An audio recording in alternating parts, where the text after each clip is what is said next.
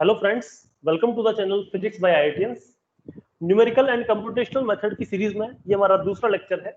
आज के इस लेक्चर में हम लोग डिस्कस करेंगे ग्रिफिथ मेथड के बारे में। आज के वीडियो को स्टार्ट करने से पहले एक छोटा सा अनाउंसमेंट है। हमारी एक टेस्ट सीरीज चल रही है जिसका यूज करके आप अपनी परफॉर्मेंस को इवेल्युएट कर सकते हो। ये फुल लेंथ और सब्जेक्टिव बाय टेंस दो तरीके की टेस्ट सीरीज है और दोनों को आप कंबाइन करके भी ले सकते हैं। इसको ज्वाइन करने के लिए आप डिस्क्रिप्शन में दी गई इस लिंक पर क्लिक कर सकते हैं। आज का हम वीडियो स्टार्ट करते हैं। नाम है ग्रिफिथ रूट स्क्वायरिंग मेथड। तो इस मेथड में हमारे जो किसी भी इक्वेशन के कोफिशिएंट्स हैं हम उसका स्क्वायर करते चले जाते हैं और उसके बाद हमें जो रूट्स हैं उनका मैग्नीट्यूड मिल जाता है। याद रखिए, रूट्स का मैग्नीट्यूड इससे हमें मिलता है, उसका साइन नहीं मिलता है। साइन के लिए हमें जो पॉजिटिव और नेगेटिव दोनों साइन लगा के चेक करना पड़ता है कि कौन सा रूट उसको सेटिस्फाई करता है। ये प्रोसीजर कैसे चलता है इसको आप इस टेबल के थ्रू समझ सकते हैं। मान लीजिए कोई आपकी इक्वेशन है जिसके कोफिशिएंट्स है x to the power n, a1 x to the power n minus 1, a2 x to the power n minus 2, a3 x to the power n minus 3। इस तरीके से आपके कोफिशिएंट्स आपको दे रखे हैं। तो यहाँ पे केवल सिंपली मैंने कोफिशिएंट्स को लिखा हुआ है। जो फर्स्ट रो आएगी उसमें हम ये कोफिशिएंट्स का स्क्वायर कर देते हैं। तो 1 का square 1, a1 square, a2 square, a3 square, a4 square and so on. Next row में हम क्या करेंगे, ऑल्टरनेट नंबर्स का मल्टीप्लाई करेंगे। इसके करस्पॉन्डिंग जो नंबर्स हैं इसके नेबर नंबर्स 1 और a1 a2 का मल्टीप्लाई होगा एंड -2 के साथ, तो ये हो जाएगा -2 a2। सिमिलरली यहाँ पर हमारे पास आएगा -2 a1 a3। a3 के नेबर्स हैं a2 और a4, तो यहाँ पे आएगा -2 टाइम्स a2 a4। सिमिलरली आगे भी आएगा। नेक्स्ट रो में ये तो थे फर्स्ट नेबर्स, अब हम लगाएंगे नेक्स्ट नेबर। तो a2 का जो फर्स्ट नेबर है वो a1 है, लेकिन हमें इसका नेक्स्ट नेबर लेना है, तो ये हो जाएगा a1 into a4, so it will be 2 times a4. Next for a3, the next neighbor is a1 here and the next neighbor here will be a5, so it is 2a1 a5. Similarly we can proceed further. So in this way we will do all the summations. So the first row first column will be added to 1, so इसको हम add करेंगे तो ये आएगा a1 square minus 2a2, इसको हम b1 कह रहे हैं। इनको हम ऐड करेंगे तो आएगा a2 square minus 2 times a1 a3 plus 2 a4, तो इसको हम b2 कह रहे हैं। इनको सबको ऐड करेंगे तो इसे b3 कहेंगे। इस तरीके से हमारे पास एक नया कोफिशिएंट्स मिल जाएंगे। पहले कोफिशिएंट्स थे हमारे पास 1 a1 a2 a3, अब भी हमारे पास कोफिशिएंट्स होंगे 1 b1 b2 b3 b4। अब यही प्रोसीजर हम इनके साथ भी अपनाएंगे। सेम स्क्वायर करेंगे, फिर नेबरिंग का मल्टीप्लाई करेंगे -2 के साथ, फिर नेक्स्ट नेबर का मल्टीप्लाई कंटिन्यूअसली हम करते जाएंगे। फिर से हम ऐड करेंगे। तो ये प्रोसीजर हम कई सारे स्टेप्स में फॉलो करेंगे एक रिपीटिव इटरेशंस के बाद। ये हमारा फर्स्ट इटरेशन था, फिर सेकंड इटरेशन में यही आएगा, फिर थर्ड इटरेशन। इस तरीके से हम एक पूरी टेबल हमारी बन जाएगी। फिर उस टेबल का यूज करके हम कोफिशिएंट्स से रूट्स कैसे निकालेंगे ये हमें चेक करना होगा। तो सबसे पहले हम लोगों ने प्रोसीजर पढ़ा कि अगर ये हमारी कोई 5 डिग्री की कोई पॉलिनोमियल है तो उसके करस्पॉन्डिंग हमारे कोफिशिएंट्स हो जाएंगे a1 a2 a3 a4 a5 a6। उसके बाद हम सबका स्क्वायर कर देंगे, फिर हम उनका नेक्स्ट नेबर का मल्टीप्लाई टाइम्स -2 करेंगे सब में, फिर उसके next to next neighbour multiply by +2। Sign change हो रहे हैं, पहले -2 फिर +2 फिर -2 फिर +2, ऑल्टरनेटिवली साइन चेंज करेंगे और फिर इन सबको हम ऐड करते चले जाएंगे। तो ये हमारे पास b1 b2 b3 इस तरीके से सारे कोफिशिएंट्स हमें मिल जाएंगे। ओके, ये तो हुआ टेबल को बनाने का तरीका। अब है हम रूट्स कैसे निकालेंगे। रूट्स निकालने के लिए सपोज आपने s टाइम्स इटरेशन किया, s मतलब नंबर ऑफ टाइम्स कितना आपने इटरेशंस किए, तो 2 टू द पावर s किसी रूट का 2 टू द पावर s जो है वो आपको h1 के बराबर मिलेगा। सिमिलरली x2 निकालने के लिए आप क्या करोगे, x2 की power 2 to the power s is h2 by h1। Basically ये जो h2 h1 है ये हम रेशियोस निकाल रहे हैं। इस b2 का रेशियो हम b1 के साथ निकालेंगे, b3 का रेशियो हम b2 के साथ निकालेंगे। ऑल्टरनेट रेशियोज हैं, b4 का b3 के साथ, b5 का b4 के साथ, b6 का b5 के साथ। इन रेशियोज को निकालेंगे और हम लिखेंगे किसी रूट x1 की power 2 to the power s। s का मतलब आपने कितने टाइम्स इटरेशंस किए हैं। अगर आपने 5 टाइम इटरेशन किए हैं तो आप लिखेंगे x1 की power 2 to the power 5, that is x1 की पावर 32 हो जाएगा आपके पास। उसी तरीके से अगर आपने 6 टाइम्स किया है तो फिर ये 64 हो जाएगा एंड सो ऑन। तो ये आपके सारे रूट्स इस तरीके से आप निकाल सकते हैं। जैसे मान लीजिए एक एग्जांपल के थ्रू इसको समझते हैं। मान लीजिए आपको रूट निकालने हैं x² - 10x + 23 के, तो इसके कोफिशिएंट्स क्या है 1 -10 और 23, तो हमारी फर्स्ट रो हो जाएगी 1 -10 23। नेक्स्ट हम क्या करेंगे, इसका स्क्वायर करेंगे, इसका स्क्वायर करेंगे, इसका स्क्वायर करेंगे। नेक्स्ट हम 23 को 1 के साथ मल्टीप्लाई करेंगे और एक -2 के साथ भी मल्टीप्लाई करेंगे, तो 100 - 46, तो ये आपको 54 मिलेगा। 23 का स्क्वायर ये आपको 529 मिलेगा और ये आपका 1 एज इट इज रहेगा। तो फर्स्ट रूट आपका हो जाएगा 54/1 का स्क्वायर रूट। सेकंड रूट आपका हो जाएगा 529/54 का स्क्वायर रूट। हम केवल स्क्वायर रूट इसलिए कर रहे हैं क्योंकि अभी हमारा एक ही इटरेशन हुआ है, तो हमारी जो 2 टू दी पावर s थी वहां पे s अभी 1 है। फिर नेक्स्ट स्टेप में हम ये 154 और 529 का यूज करके एक नेक्स्ट रो आएगी। फिर नेक्स्ट रो में भी सेम हम रूट निकाल सकते हैं, 1858 डिवाइडेड बाई 1 का 4 times square root, that is power 1/4। Similarly इस नंबर को हम इससे डिवाइड करेंगे और इसकी पावर भी हम 1/4 कर देंगे, ये हमारे पास रूट्स हो जाएंगे और इस प्रोसीजर को हम फॉलो करते हुए चले जाएंगे। तो ये सेम प्रोसीजर हम फॉलो कर सकते हैं किसी भी डिग्री की पॉलिनोमियल इक्वेशन के लिए। अब हम देखेंगे कि कैसे हमारे डिस्टिंक्ट रूट्स निकल सकते हैं, कैसे हमारे इक्वल रूट्स को निकाल सकते हैं और कैसे हम कॉम्प्लेक्स रूट्स को इस मेथड के थ्रू फाइंड आउट कर सकते हैं। सबसे पहले हम यूज करते हैं डिस्टिंक्ट रूट्स के लिए। मान लीजिए एक इक्वेशन है हमारे पास, पॉलिनोमियल इक्वेशन आपको दे रखी है x to the power 3 - 6x² + 11x - 6 = 0।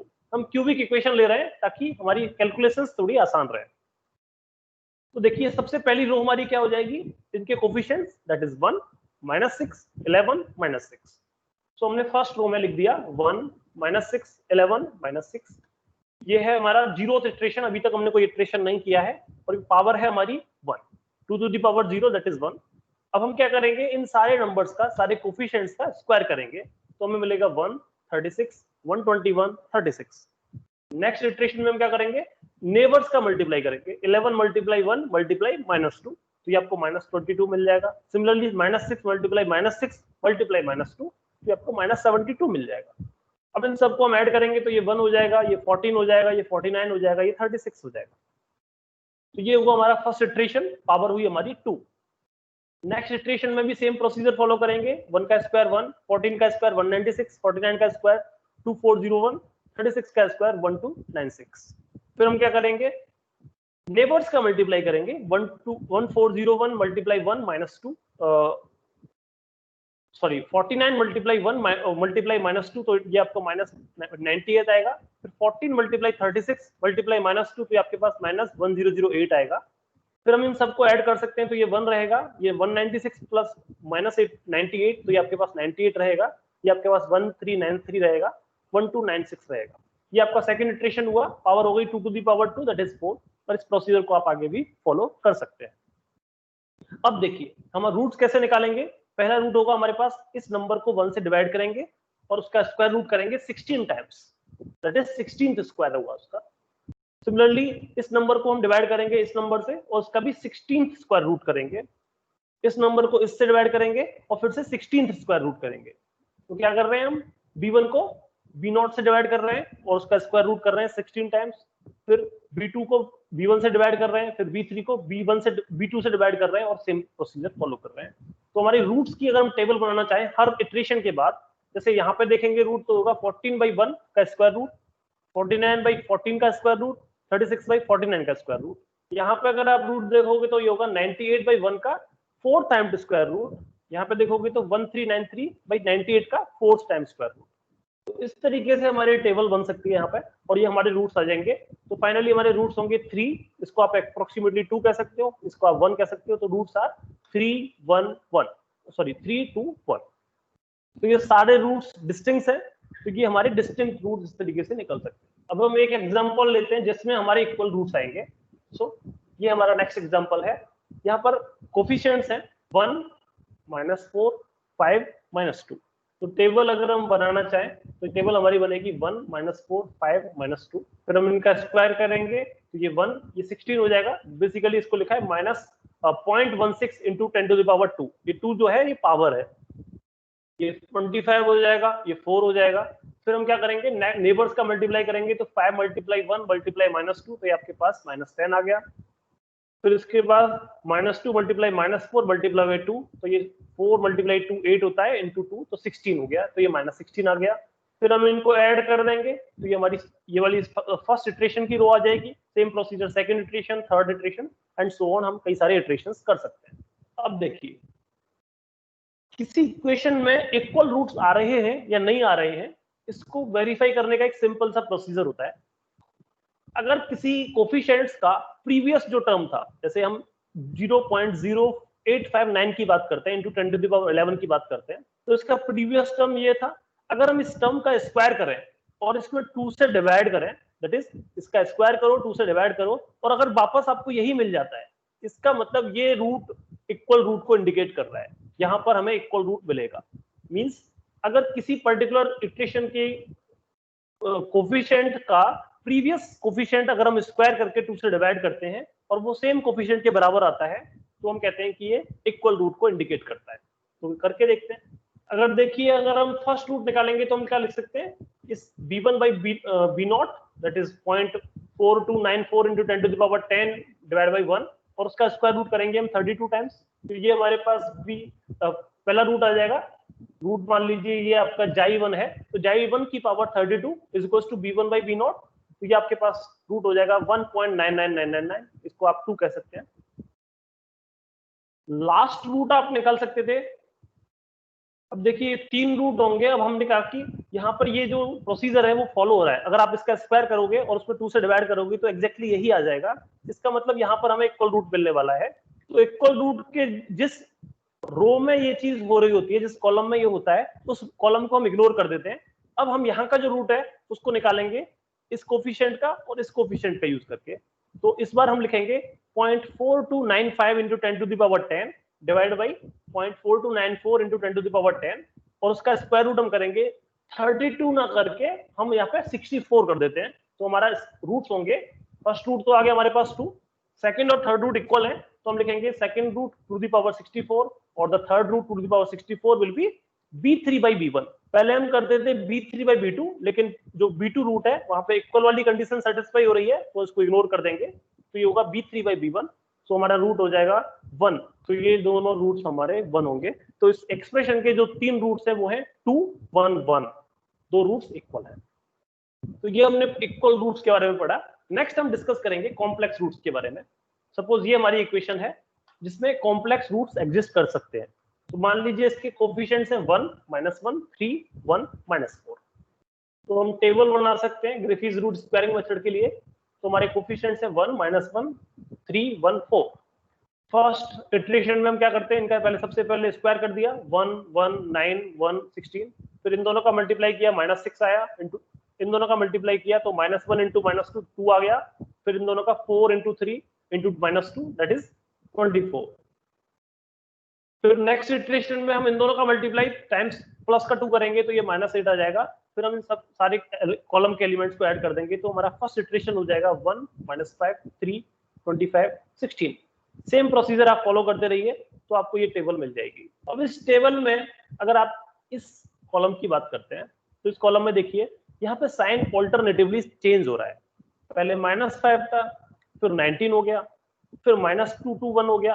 Means basically आपका साइन ऑल्टरनेटिवली चेंज हो रहा है, कभी प्लस कभी माइनस, कभी प्लस कभी माइनस। तो ये कॉलम में हमें कॉम्प्लेक्स रूट की कॉम्प्लेक्स रूट मिलेगा। अगर हमारा साइन ऑल्टरनेटिवली चेंज होता है तो हम कहते हैं कि ये कॉम्प्लेक्स रूट की कंडीशन को सेटिस्फाई कर रहा है। तो यहाँ पे एक कॉम्प्लेक्स रूट मिलेगा। अब देखिए कॉम्प्लेक्स रूट अगर यहाँ मिलेगा तो उसको निकालने के लिए हमें इस एलिमेंट का और इस एलिमेंट का यूज करना पड़ेगा। और हमें पता है कि कॉम्प्लेक्स रूट हमेशा पेयर में लाई करते हैं। अगर मेरा complex root p plus iota q है तो दूसरा होगा p minus iota q। Basically p plus iota q and p minus iota q are the two complex roots. तो वो हमेशा पेयर में लाई करेंगे तो वो हमें यहाँ से मिल जाएगा।